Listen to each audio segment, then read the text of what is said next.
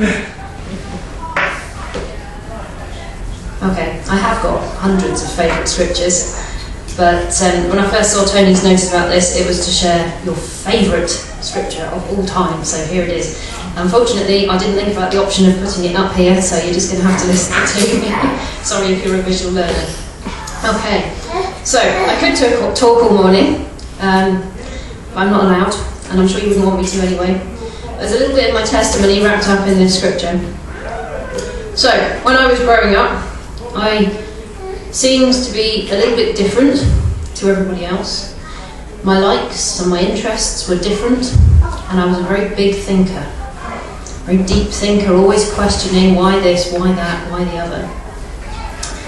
And I had a family who dragged me along to church on Sunday, but had no faith of their own. And that was very confusing to me. So when I was 12, I walked away. And I couldn't see any sense in God whatsoever, which was a real shame. But he hasn't wasted that period in my life. Now, to cut a very long story short, eventually, aged 25, I did an Alpha course. And I learned more about Jesus, had a chance to go over all the things that I'd kind of half learned in church as a child. And I had a wonderful bunch of friends who started involving me in things that they did that we now call on the fringe of church. So I had those relationships building up with people. And occasionally that meant I was in a church. And occasionally it meant I came across a Bible. And every single time during this period in my life that I came across a Bible, whether it was in the Alpha course, whether it was sitting on a lectern in church, whether it was in somebody's house, wherever I came across a Bible, it was this same scripture, which is one of my very favourites now. It is Psalm 139. I could read the whole thing to you, but that would take a long time, so I'm going to read you a bit from the middle, which is my favourite part. And the first verse, actually. Verse 1. O Lord, you have examined my heart and know everything about me. The good, the bad, and the ugly. And there was some very ugly stuff going on then. I was a 25-year-old, I wasn't a Christian. It was a bit of a mess. Anyway, this is the scripture I wanted to share with you. You made all the delicate inner parts of my body and knit me together in my mother's womb.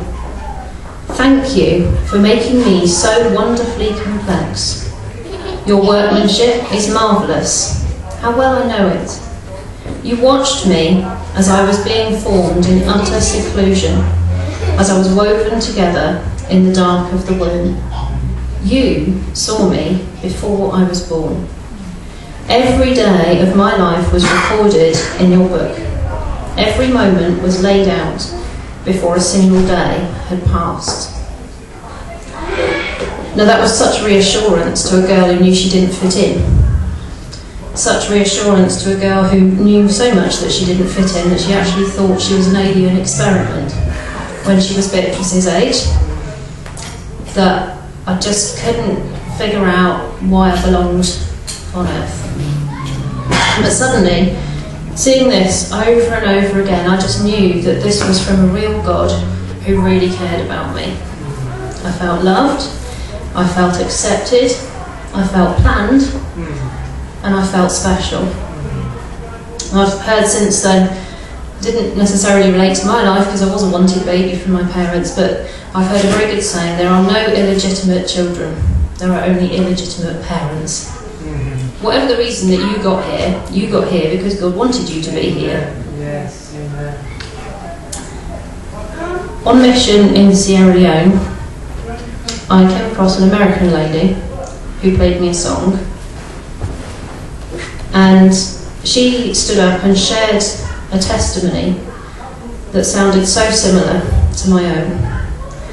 And this song really blessed me, so I would like to be able to play it for you this morning. I'm hoping that it's going to be able to make it work. And I'm just going to say nothing and ask you to close your eyes if you can. Somebody believe that your lives are insignificant without purpose. And some of you really think that you're time on earth came just as a coincidence, and that nobody really cared, and nobody took the time.